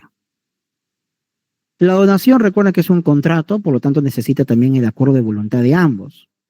Yo sé que es muy obvio, pero me ha pasado. Yo también soy jefe de prácticas en la San Martín, pero también me ha pasado con sanmarquinos, ¿ya? Que me dicen que la donación es unilateral, ¿no? Cuando preguntas un contrato es bilateral, dicen, hay contratos bilaterales como hay unilaterales como la donación. Y cuando pregunto si es por qué es unilateral, me dicen porque solamente se requiere una sola voluntad. Eso es algo drástico, ¿ya? Ahora, eso puede ser porque leen doctrina extranjera y usan la palabra unilateral, pero no porque hay una sola voluntad. Todo contrato es bilateral en toda parte del mundo, sino que en otros países se usa la palabra unilateral para hacer referencia a que solamente hay una obligación. Y la donación es un contrato que genera una sola obligación. Por eso en algunos países se dice que es unilateral, pero no porque nace de una sola voluntad. Todo contrato tiene dos voluntades, sino porque solo genera una sola obligación. Entonces la donación, como todo contrato, tiene que tener un acuerdo de voluntades. Pero en este caso, la donación es un contrato formal en caso sea donaciones de bienes inmuebles. Esto de acuerdo al artículo 1625 del Código Civil. En este caso, recuerden que la donación de bienes inmuebles tiene que ser por escritura pública bajo sanción de nulidad. No le crean al Tribunal Constitucional, como dijo el doctor Aníbal. Si viene en el examen, pobre que si viene una pregunta y dicen, ponen que es válido la siempre minuta y de ahí digan al doctor que es por el Tribunal Constitucional, lo salga. La donación de bienes inmuebles tiene una formalidad ya ad solemnitatem, es decir, que tiene que ser necesariamente por escritura pública para que sea válido ese contrato de donación. Si no se hace por escritura pública, entonces la donación de bienes inmuebles no serán válidas. En el caso de la donación de bienes muebles, va a depender del porcentaje del valor de ese bien mueble. Si no supera el 25% de una UIT, la donación puede hacerse incluso de manera verbal. Pero si supera el 25% de una UIT, la donación tiene que ser por escrito de fecha cierta. Ustedes dirán, pero José, a mí cuando yo cumplí 18 años me regalaron un celular, un iPhone tantos, ¿no? O a mí me regalaron un auto por haber aprobado un curso. ¿no? O lo que sea. Bueno, ahí, en estos casos, cuando se trata de una ocasión especial, la donación no está sujeta, en este caso, a formalidades, pero esto solamente ocurre en los bienes muebles, ya en los bienes muebles, que está esto en el artículo 1626, dice, la donación de bienes muebles con ocasión de bodas o acontecimientos similares no está sujeta a las formalidades establecidas por los artículos 1624 y 1625. Ya, ahora, para el doctor en clase, creo que les dijo, eso sí me sorprendió, que este artículo también se aplica para la donación de bienes inmuebles, ¿ya? Porque hace mención al 1625. Aquí creo que ha sido un error el doctor, que está cansado, pero no se aplica a bienes inmuebles, solamente en bienes muebles. El problema es que cuando hace referencia al 1625, hace referencia al 1625 antes de la modificación que se hizo en 1993. Es decir, antes de 10 años de haberse creado el Código Civil, se estipulaba un porcentaje distinto, ¿ya? Eso estaba regulado en el 1623, 24 y 25. Y el 1624 y el 1625 regulaba la donación de bienes muebles, ¿ya? Y de ahí cuando se modifica el código en 1993, el 1625 termina regulando inmuebles, ¿ya? Entonces, cuando nos vamos al 1626, sigue remitiendo a 1625, ¿ya? Pero el 1625 es el original, pues, el que dice bienes muebles, no inmuebles, ¿no? Porque incluso la misma norma dice, la donación de bienes muebles, dice, ¿no? Entonces, solamente en ese caso, pues sí, no se necesita ningún tipo de formalidad. Cuando sea, obviamente, bienes inmuebles, sí es necesario formalidad alguna, ¿no? Incluso por eso se creó el actual 1625, porque dice que cuando se trata de inmuebles, se necesita otorgar la escritura pública. Mira, ese análisis también tuvo que haber hecho el Tribunal Constitucional cuando analizó este caso, de por qué se creó el 1625 y se cambió en 1993. Ahí si hubieran interpretado eso, ahí sí estaríamos ante una interpretación finalista, pero ni eso han analizado, pero bueno. Entonces, eso es pues el tema de la donación. Entonces, es formal, con el caso de los bienes inmuebles, no formal cuando son bienes muebles, siempre y cuando no supera el 25%. Si se trata de ocasiones de boda o acontecimientos especiales, en el caso de los bienes muebles, no se requiere formalidad. Entonces, si yo, por ejemplo, cumplo, por ejemplo, imaginemos 29 años, y por tener 29 años me regala el iPhone 18 que va a salir, entonces, a pesar de que tenga un valor más de un UIT, ¿no? Entonces, no se requiere que sea por escritura pública, pues, o por documento de fecha cierta. Basta con la simple oralidad. ¿Ya? Muy bien, muy bien. Con respecto a la donación, los límites de la donación. El artículo 1629 nos dice que nadie puede dar por vía de donación más de lo que puede disponer por testamento. La donación es inválida en todo lo que excede de esta medida. Ojo, yo cuando dono algo, estando en vida, puedo donar lo que se me dé la gana. ¿Ya? Yo puedo donar lo que se me dé la gana, estando en vida. Los hijos no tienen un derecho de heredar mientras los padres estén vivos. Esto es importante porque también he visto procesos judiciales que demandan la nulidad en este caso, de la donación, porque dice que afecta la herencia, ¿no? Y eso no es así. Hay que interpretar bien el artículo 1629, y ahí sí podríamos hacer un análisis histórico, porque el Código Civil del 36, ya como el Código del 52, cuando hablaba de esta figura, sí decía que el límite de la donación se tomaba en cuenta en el momento del acto y no del momento de la muerte. Pero, a ver, me explico, si no, no quiero confundirles, porque si no ya los voy a hacer volar. Yo estando en vida, puedo hacer con mis bienes lo que se me dé la gana. ¿Ya? ¿Por qué mis hijos, bueno, no tengo hijos, pero si tuviera hijos, no me pueden hacer nada o no me pueden decir nada? Porque son mis bienes. Son mis bienes. Si yo, por ejemplo, imaginemos que a Erlan le regalo hoy día un departamento. Muy bien, le regalo el departamento. Y yo estoy vivo, y tengo, imaginemos, 2 hijos, pues no va a importar, el contrato es válido. Mis hijos podrán renegar, criticar, lo que sea, no pueden hacer absolutamente nada. Nada y nada. ¿Ya? Ahora, ¿pero qué dice acá en 1629? Hay que entenderlo bien. Ahora, imaginemos que en el 2025 yo le dono a Erlang ese departamento. Muy bien. Aquí cuando yo le dono, no existe libre disposición, no existe legítima. ¿Ya? ¿Por qué no existe legítima? Porque sigo vivo. La legítima va a existir recién cuando yo me muera. Entonces, si yo le regalo un departamento a Erlang, ¿ya? Yo en el futuro puedo conseguir más departamentos. ¿Ya? Pero imaginemos en el caso de que yo en el futuro no consigo más departamentos y me muero en 5 años, 2030 me muero, ¡pah! Me muero. Muy bien. Y el único bien que tuve en vida fue este departamento de aquí, que le regalé a Erlang. Ahí recién en ese caso, cuando yo me muero, este departamento que yo le regalé a Erlang va a regresar a la masa para ser contabilizada, ¿no? Y vamos a ver aquí, a ver, ¿cuánto José dejó de herencia? No dejó nada, pero sí donó el departamento a Erlang. Ah, ¿cuánto vale ese departamento? Ese departamento vale, imaginemos, $90,000. $90,000, ¿ya? Entonces, eso sería, esos 90,000, la masa hereditaria. Ahí sí, en esa masa hereditaria hay que sacar la legítima y la libre disposición. Si yo tengo hijos, ¿cuánto es la libre disposición? 1/3 parte. ¿Cuál es la legítima? 2/3 partes. Es decir, si vale 90,000, 30,000 es mi libre disposición y 60,000 es la legítima. ¿Qué significa eso? Que la donación que dice a Erlang tendrá que nulificarse hasta el porcentaje de la legítima.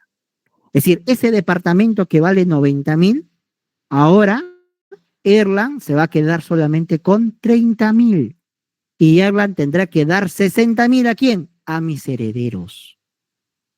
¿Ya? A mis herederos. ¿Pero por qué le tiene que dar a mis herederos? Porque ese acto jurídico de donación, cuando yo morí, ahí recién, ¿qué va a pasar? Se va a contar, ¿no? La legítima y se va a hacer el descuento. Eso es lo que nos quiere decir el artículo 1629. ¿Ya? Tengan en cuenta esto. Este exceso a la legítima recién se toma en cuenta a partir de la muerte, no a partir de la donación. En el Código de 1936 sí era a partir de la donación. Si yo tuviera hijos y le regalaba algo a Erlang, mis hijos sí se podían quejar con el Código del 36. Ahí sí. Porque ahí podrían decir, no, mira papá, ese departamento es lo único que tienes y mira, estás afectando la legítima y esto se evalúa al momento de la donación, no a partir de la muerte. Ahí sí. Con el código anterior. Con el código no. Le leo, dice, nadie puede dar por vía de donación más de lo que puede disponer por testamento. La donación es inválida en todo lo que exceda de esta medida. El exceso se regula por el valor que tenga o debían tener los bienes al momento de la muerte del donante. ¿A partir de cuál? De la muerte del donante. ¿Ya? Entonces, ojo, yo estando en vida puedo donar lo que se me dé la gana, porque en el futuro puedo tener más bienes. Pero eso sí, una vez que yo estoy muerto, lo que he donado tiene que regresar a la masa. ¿Para qué regresa a la masa? Para saber cuánto es libre disposición y cuánto es legítima. Pongamos otro ejemplo, ¿ya? Miren. Acá vamos a hacer con dibujitos. Yo estoy aquí, yo tengo hijo 1, hijo 2, ¿ya? Muy bien. Yo a Erlang le regalo un departamento que vale 90,000, 90K. Ahí está, 90K. A Erlang, ¿no? Muy bien. Le entrego a Erlang un departamento de 90,000. Muy bien, estando vivo, ¿no? Obviamente. Ya, ahora, yo en el futuro imaginemos, vamos a cambiar un poquito el ejemplo, yo imaginemos que en el futuro, después de donarle a Erlang, llego a adquirir otra casita que vale 90,000. 90K.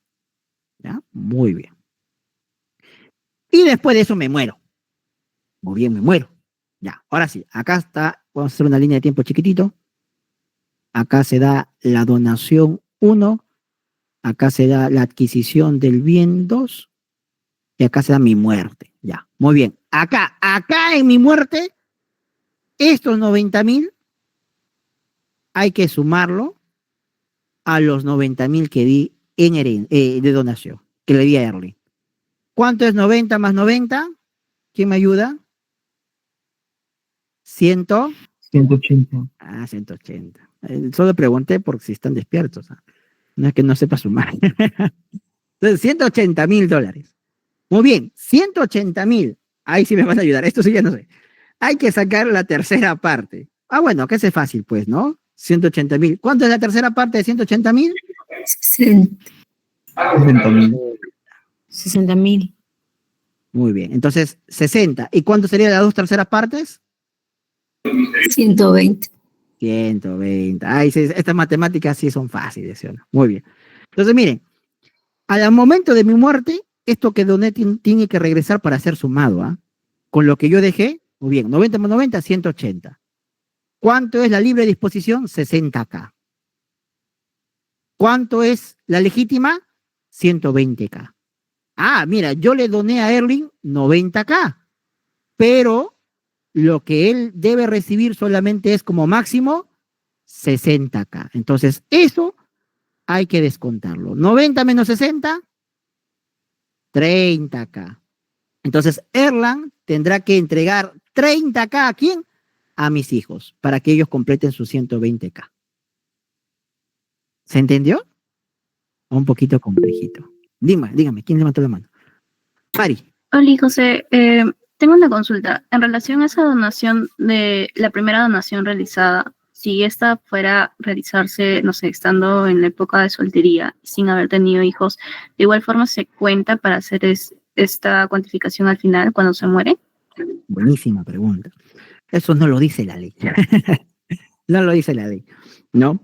Pero se debería entender, pues, que en este caso, antes de los hijos, no existe, pues, en este caso, alguna posibilidad de legítima. Obviamente la legítima todavía no existe, pero no existe la posibilidad, lo que se conoce como derecho potestativo. No, disculpa, no, ¿qué estoy hablando? Derecho potestativo no es derecho, a ver, ¿quién me ayuda? ¿Cómo se llama esa situación jurídica subjetiva donde uno tiene expectativa? Se llama expectativa, creo, ¿no? Situación jurídica subjetiva de expectativa. Entonces, en ese caso, pues, ya estoy cansado ya. En este caso, obviamente ahí no hay una situación jurídica subjetiva de expectativa. ¿Por qué? El hijo no tiene expectativa, pues.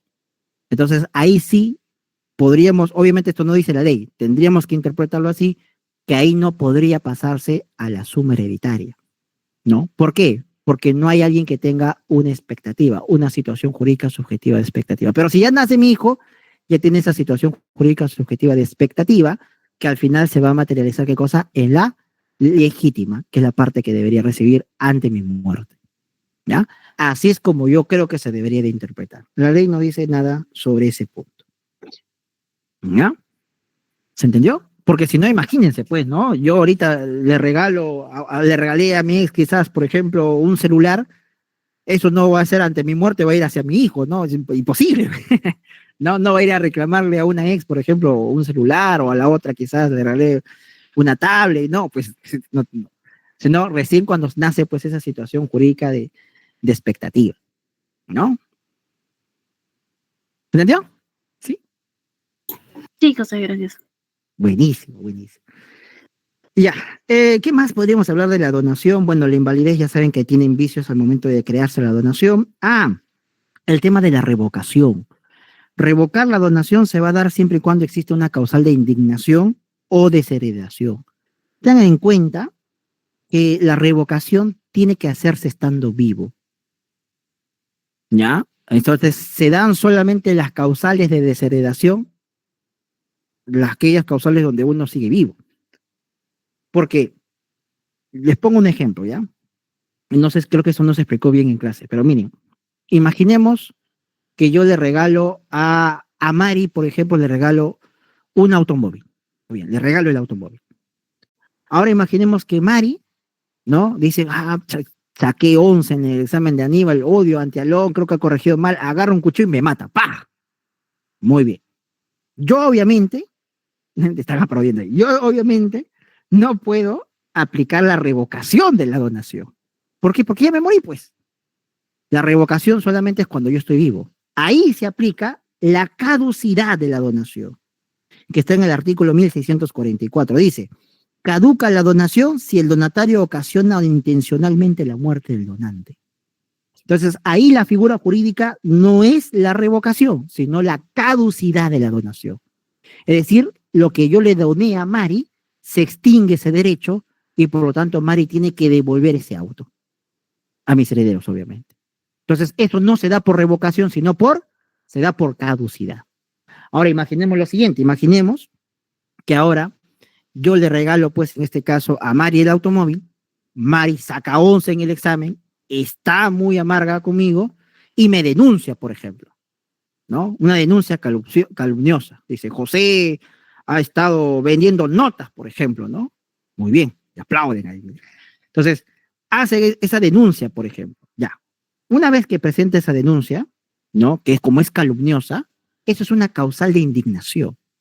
Entonces yo, el que he sido denunciado calumniosamente, ¿qué puedo hacer? Puedo revocar a Mari esa donación. Entonces, en virtud de esa donación, yo revoco a Mari la donación. ¿Ya? Muy bien. Entonces, cualquier causal, siempre y cuando esté vivo, yo lo puedo revocar. Ahora, puede ser que no lo revoque, ¿ah? Puede ser, ¿no? Puede ser que no lo revoque. Si yo no lo revoco, digo, bueno, Mari lo denunció, pero no le voy a malograr su vida. Yo creo que le di ese auto porque me caía bien y tal cosa. No la voy a revocar esa donación. ¿Me muero? ¿Mis hijos podrían revocarlo? No. La revocación es personal, individual. Si yo estando vivo no le revoco, entonces ya muerto no lo puedo revocar. ¿Ya? La única forma de que Mari regrese el automóvil sería que ella me mate a mí. Ahí sí se da la caducidad de la donación y tendría que regresar. Dime, Flavio. Primero, Flavio. Dime, Flavio. Hola, ¿qué tal, José? ¿Se me escucha? Sí, se te escucha. Y sobre la causal de revocación en supuestos de copropiedad, ¿puede solicitarla todos los copropietarios o es necesario que, o bueno, basta que uno solicite la revocación de la donación? ¿En qué supuesto de la revocación? Por ejemplo, si tú tienes tu departamento y estás casado, digamos, con Juanita, y sucede que entro en un supuesto de indignación o intento asesinarte o cosas por el estilo, ¿no? Que entro en un supuesto de indignación. Pero tú no quieres revocarme la donación, pero tu esposa Juanita sí. ¿Sí procedería? A ver, si te entiendo bien tu pregunta. Es decir, yo con mi esposa te regalo algo a ti o tú me regalas a mí y a mi esposa. Tú me regalas algo a mí, tú y tu esposa me regalan. Ya. Mi esposa y yo te regalo, ya. Y tú, en este caso, le vas a injuriar a mi esposa, por ejemplo. Ya. Mi esposa tendría que revocarte a ti. Bueno, ahí tendría que darse una revocación parcial, ¿no? Obviamente no hay una norma estipulada para ello, pero tendría que haber una revocación parcial, salvo que yo también solicite una revocación. ¿Por qué? Porque también es causal de desheredación el que tú hayas ofendido al cónyuge del que te heredó. Entonces, mi pareja te puede revocar esa donación de manera directa. ¿Por qué? Porque tú la has injuriado a ella. Y yo también puedo, a pesar de que no me has injuriado. ¿Por qué? Porque es causal de desheredación que tú hayas injuriado a mi cónyuge. Entonces, ahí sí ambos podríamos revocarte. Pero si fuera así, si solamente mi mujer quiere revocarte y yo no, entonces estaríamos ante una revocación parcial, pues, ¿no? Que tendría que ser, pues, el 50%. Eso ya va a depender si bien es divisible o indivisible y en virtud de cuál se va a realizar, ¿no? Eso no habría problema si el bien sea indivisible. Disculpa, divisible. Sería un problema si fuera indivisible, ¿no? Ahí tendríamos que ir quizás por la vía hasta judicial para que el mismo juez pueda declarar ello. Porque imaginamos que mi cónyuge y yo te regalamos un gato. Ya. Tú injurias a mi mujer. Muy bien. Has injuriado a mi mujer. Ella quiere revocarlo. Yo no quiero revocarlo. ¿Cómo hacemos con el gato? ¿Lo partimos en dos? Difícil, ¿no? Entonces, ahí yo creo que lo único sería una vía incidental, que es la vía sumarísima, ¿no? Es lo mismo que ocurre en el tema de la copropiedad. Cuando hay copropietarios que por partes iguales no pueden resolver un asunto de administración, tienen que ir al Poder Judicial. ¿Para qué? Para que el juez decida sobre esa decisión. Quizás por ahí sería esa solución. Pero ya estamos yendo de muy extremo, cual si fuera un gato, pues. Si fuera otro tipo de bien divisible, no hay ningún problema, pues 50%, 50% nada más. ¿No? ¿Se entendió? Sí, buenísimo. Dime, Clorinda. Si bien es cierto, no hago una acción de revocar de inmediato, pero sí puedo colocarlo en el testamento y después de mi muerte se entera que ya le revoqué. Bueno, lo que pasa es que la facultad de revocar caduca a los 6 meses desde que aparece la causal, ¿no? Si estás en ese plazo y el testamento se revisa en los 6 meses, podría darse, ¿no? Ese supuesto. Porque si bien no pasa de los herederos, es una última voluntad. Y estaríamos ante un acto que realiza, pues, el donante al donatario. Entonces, sí, podría darse, pero siempre y cuando estén en esos 6 meses, ¿no? Siempre y cuando estén en esos 6 meses. Porque recuerda que es que hay un problema ahí. Lo primero que va a ocurrir en la revocación, tienes primero que revocar, ¿ya? Y una vez que tú lo revocas, recién tienes que notificar. Es decir, una vez revocada, tú tienes un plazo de 60 días para notificar al al donatario, ¿ya? De que has revocado la donación. Y una vez que es notificado el donatario, él puede aplicar ya judicialmente una acción llamada contradicción de la revocación, que eso sí es vía judicial, ¿no? Eso sí es vía judicial. Y justo el doctor les estaba explicando, él tenía un caso, no me llegó a pasar su expediente, yo sí tenía un caso, hace ya 4 años, y el expediente no lo encuentro, si no lo hubiera pasado.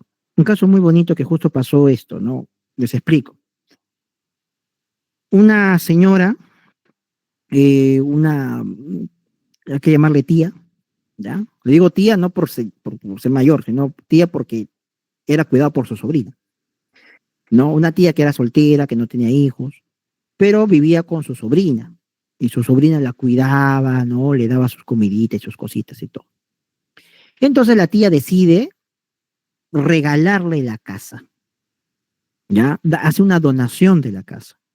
Ya, esa casa donde está viviendo con la tía, pues, ¿no? Entonces hace la donación, ¿no?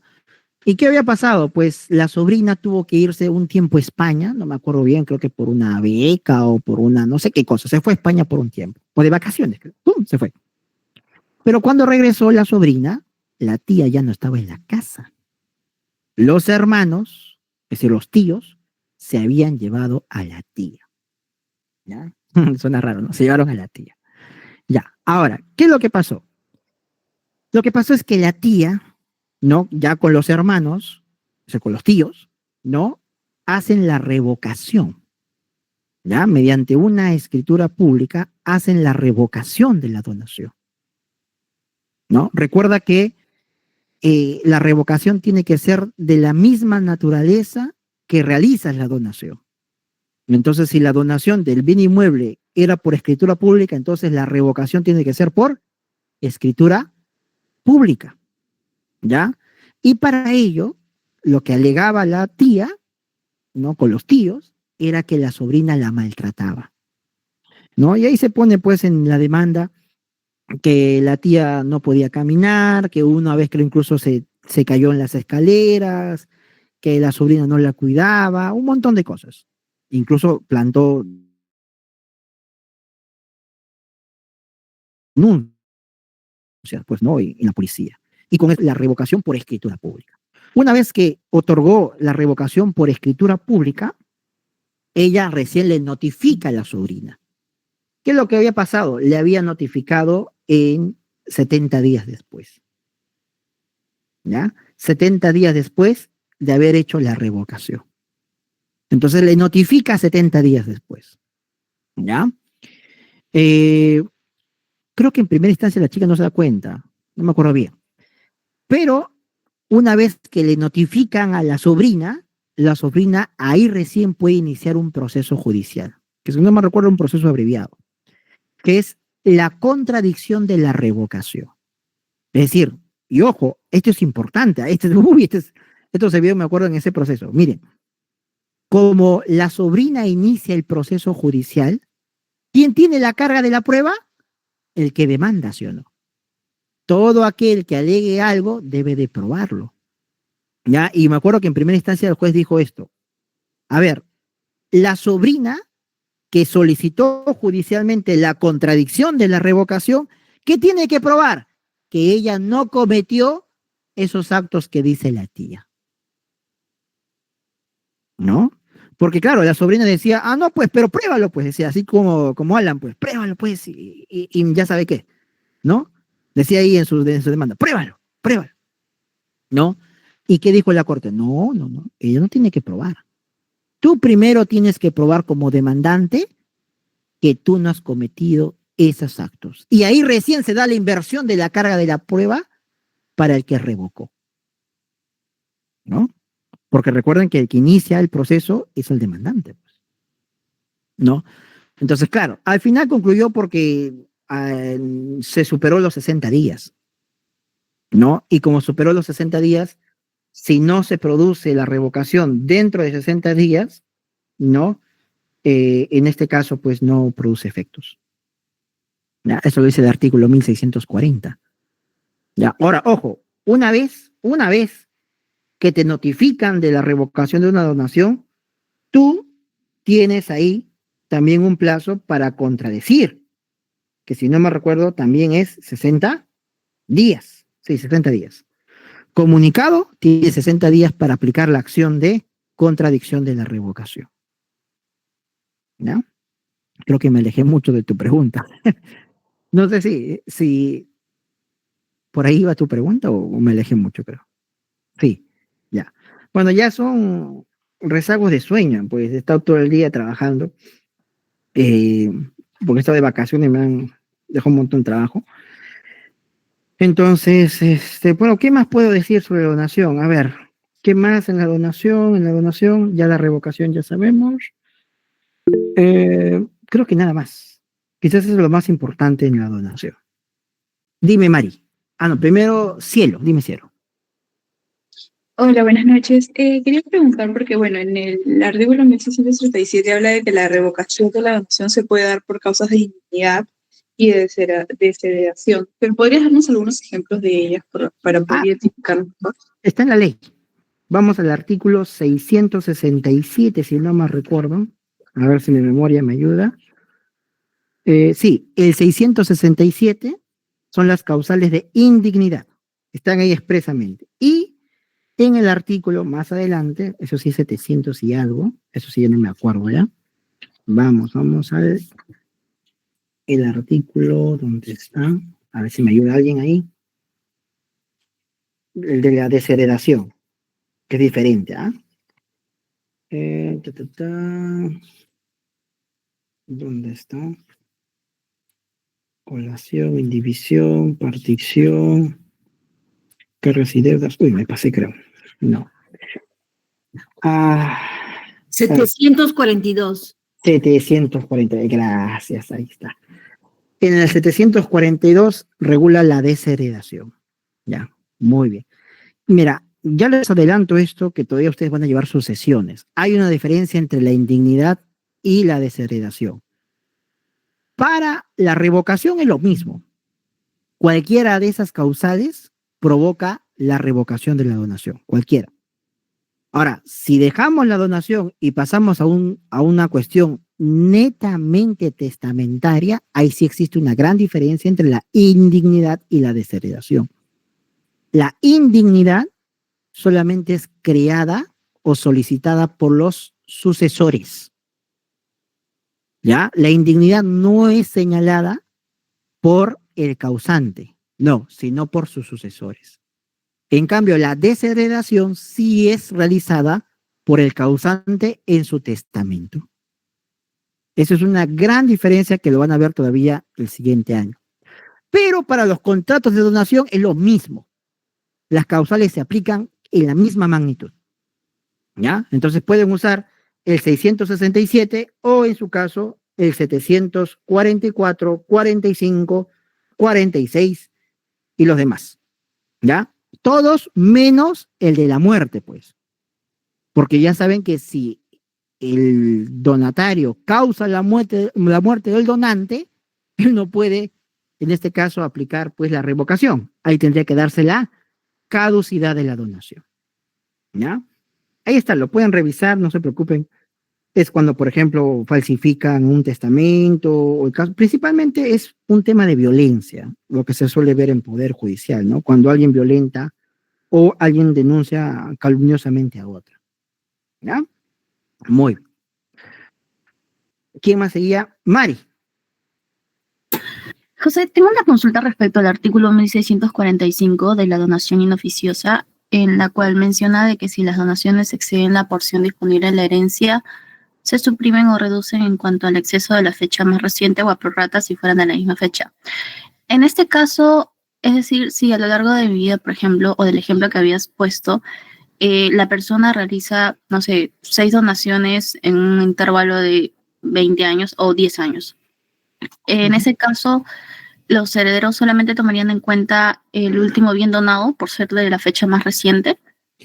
No, a ver, leamos, lo voy a leer otra vez y lo voy a explicar con un ejemplo. Ya dice, si las donaciones exceden la porción disponible de la herencia, ya, se suprimen o reducen en cuanto al exceso las de fecha más reciente o a prorrata si fueran de la misma fecha.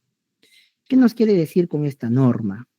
Acá, para entender bien, me acuerdo hay un buen artículo de José León Barandiarán que está en, ay, no me acuerdo, que está en el Código Civil comentado, que les pasé, creo. Les pasé, ¿no? Sí, ya. Pero a ver, ¿qué hace referencia a esto? A ver, que cuando uno otorga donaciones, una pluralidad de donaciones, y hay varias donaciones, obviamente, en el ejemplo, mejor vamos con un ejemplo práctico. Acá, vamos a borrar todo esto. Vamos a borrar. Acá yo había donado, ¿cuánto había donado? 90,000, ¿no? 90,000, ¿no? A Erling, ¿no? A Erling, 90,000. Muy bien. Pero también imaginemos que estando en vida, le dono imaginemos a Mari, le dono otro departamento de 90,000. ¿Ya? Muy bien. Primero a Erling y segundo a Marley. ¿Ya? Muy bien, muy bien. Ya, ahora mira, obviamente estas donaciones son válidas en su momento, ¿no? Pero obviamente van a ser inválidas si es que se superan la legítima ante mi muerte. Yo tengo 2 hijos, vamos a poner hijo 1, hijo 2. ¿Ya? Muy bien. Y yo los bienes que voy a dejar ya estando muerto es una casa que vale 90,000. Muy bien. Entonces, mire, hice 2 donaciones y dejé 90,000. Entonces, vamos a hacer la suma. 90,000, que es lo que yo dejé, la casita, los 90,000 que yo le doné a Erling y los 90,000 que yo lo doné a Mari. A Mari, disculpen los nombres, ya yo soy malo para recordar nombres.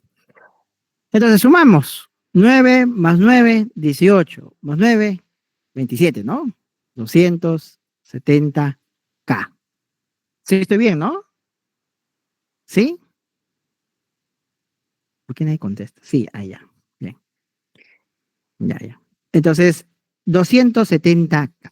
Muy bien. Ahora, esos 270K hay que sacar la legítima y la libre disposición. Muy bien, ahora sí que sacar calculadora. Pues. 270 entre 3. ¿Cuánto sería 270 entre 90.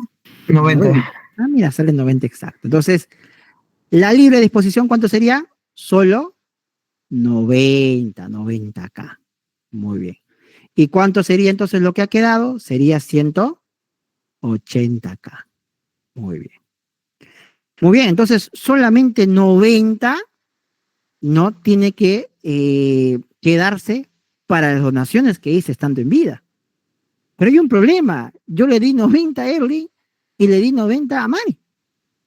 ¿qué va a pasar? Regresemos al artículo 1645, dice, si las donaciones, estas son las donaciones, exceden a la porción disponible, ¿cuánto era la porción disponible? 90K.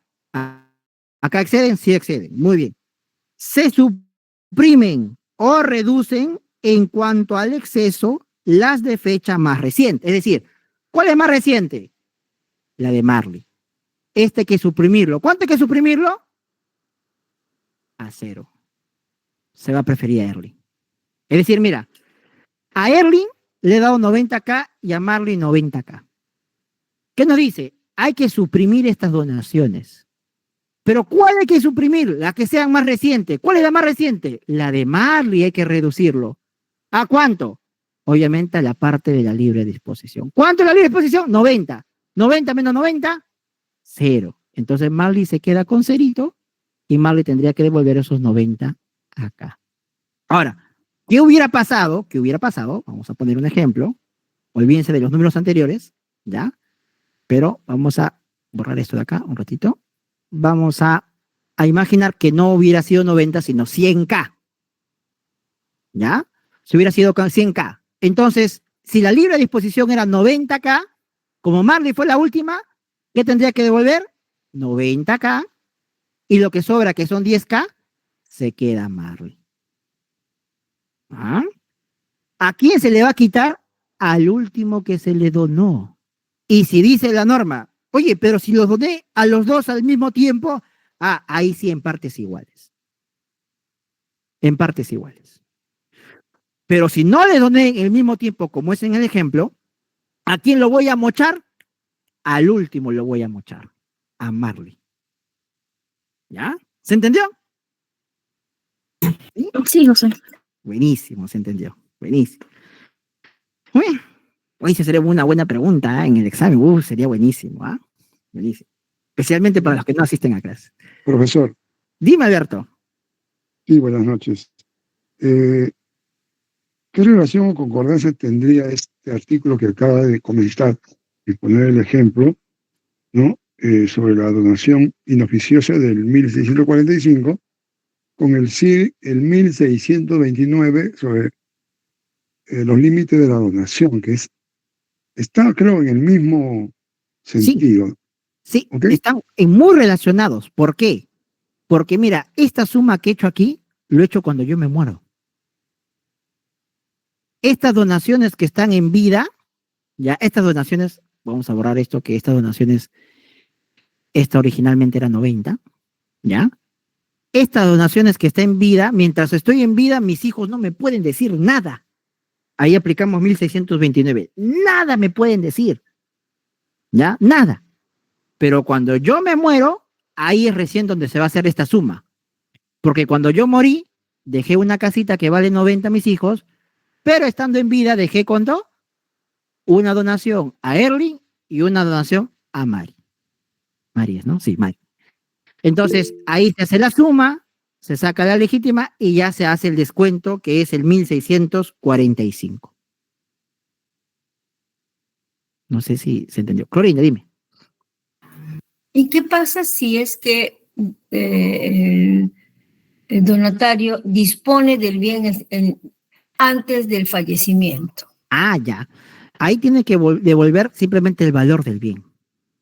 No importa si lo vende a un tercero, cuarto, quinto, sexto, séptimo, lo que sea, lo haya vendido, revendido, lo que he hecho, tiene que devolver simplemente el valor.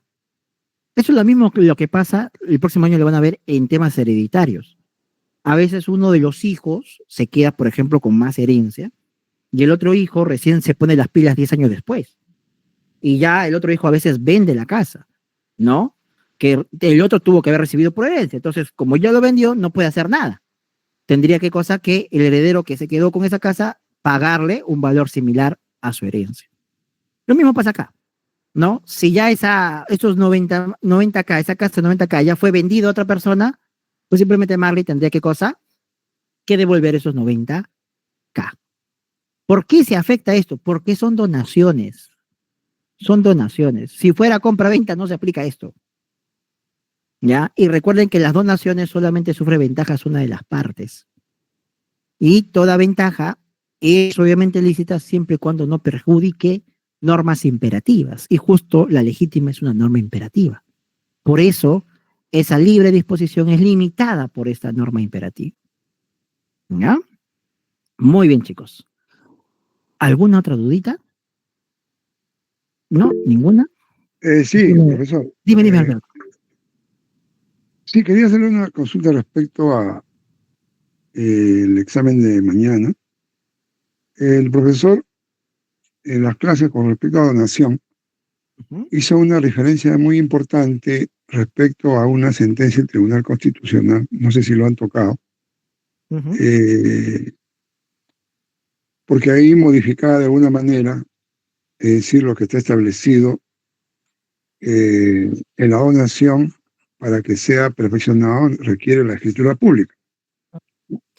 Sí, ahí mira, en ese caso, justo hablando con el doctor, en primer lugar, les doy un consejo, olvídense de esa resolución, ¿ya? Es decir, para ustedes lo que dice la ley nada más va a primar, no lo que diga el TC, ¿ya?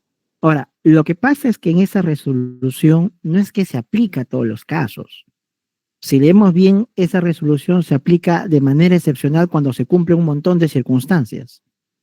Una de las circunstancias es que haya habido una voluntad en la minuta y que en la minuta el notario dio fe de que había voluntad de esta persona. Entonces tiene que darse todas esas circunstancias para que recién se pueda entender que esa minuta pudo, digamos, prevalecer por la formalidad. Eso no te quiero decir con esto, ¿ya? Que no podría venir, sí, ¿ya? Pero tengan en cuenta que es una figura excepcional que tiene que dar todas esas circunstancias que dice el TC. Si yo ahorita, por ejemplo, te dono a ti, Alberto, una casa, te lo dono vía MIT, ¿ya? Ahí no habría donación, ¿ya? Porque no se cumple con esos requisitos que se da, en este caso, de acuerdo al Tribunal Constitucional, ¿no? Que es no solamente la manifestación de voluntad, sino la participación del notario.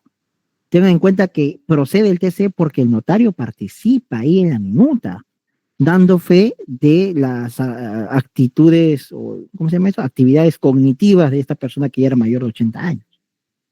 Dime, Clorinda. Claro, lo que pasa que ha sido que en el interín de elevar la escritura fallece el donatario, ¿no? El donante. Es por eso esta resolución, pronunciamiento del TC. Como tú dices, ¿no? Ya había el notario identificado que tenía sus capacidades mentales y que tenía la voluntad de donar. El tema fue que muere en el interín cuando se iba a hacer el procedimiento. Claro. Entonces, solamente cuando estemos en ese supuesto podríamos aplicar la resolución. Porque no, si no, imagínense, sería un desastre, ¿no? Gunther decía en un video de TikTok, decía, bueno, entonces ahora yo puedo dejar un testamento pues por WhatsApp, ¿no? Yo hago un video ahorita de testamento sin importar las formalidades, como por ejemplo el caso de la fecha cierta, que es la fecha, la huella, la firma. No importa, dice, no importa. No, pues ahí ya estaríamos en un descontrol total. Hay que entender esta resolución de manera excepcional, que se aplique de esa misma forma como está resolviendo el TC, que se haya dado todas esas circunstancias. Y aún así es un exceso, ¿no? Porque él debió firmar la escritura. No, pero ya estaba muerto ya. Claro, debió firmar, porque tú puedes tener, y me puedo retractar en cualquier momento. Claro, eso sí. El TC solamente está infiriendo que era posible que había sido esa la decisión, pero bueno. Sí. Eso queda la duda, ¿no? Claro, ahí sí podríamos hablar que están hablando pues de leer la mente de la persona, ¿no? Pero eso sí está mal. Pues. Dime, Mari, tenías una duda.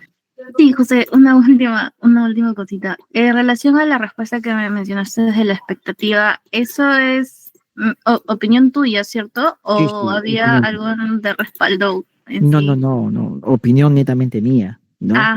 Y les decía el ejemplo de, en este caso, de los regalos que hice a mis exparejas. Esos regalos que hice a mis exparejas no van a reclamar mis hijos, ¿no? Es imposible. Imagínate, ¿no? Imagínate. Todo lo que has regalado en tu vida, al final se ha reclamado. No, pues, entonces, yo creo, y eso ya es un tema interpretativo, que ahí recién se empieza a aplicar cuando se crea esa situación jurídica subjetiva de expectativa. ¿Y cuando hay esa situación jurídica subjetiva de expectativa? Cuando hay esa posibilidad de heredar, que viene a ser cuando hay hijos, o cuando hay cónyuge, o cuando hay concubino. Ya, ahí ya hay esa expectativa, ¿no? Entonces, en ese caso, porque esos son los llamados herederos forzosos, pues, ¿no? Ahí sí podríamos hablar, ¿no? Pero como te digo, es meramente interpretativo, ¿no? Meramente interpretativo. ¿Ya? Ok, gracias, José. Muy bien, Mari. ¿Tienen más dudas? ¿No? ¿Ninguna? Preparados. Ya, con respecto al examen de mañana, lo que me sorprende es que el doctor no ha hecho nada. ¿Ya? Entonces, puede haber una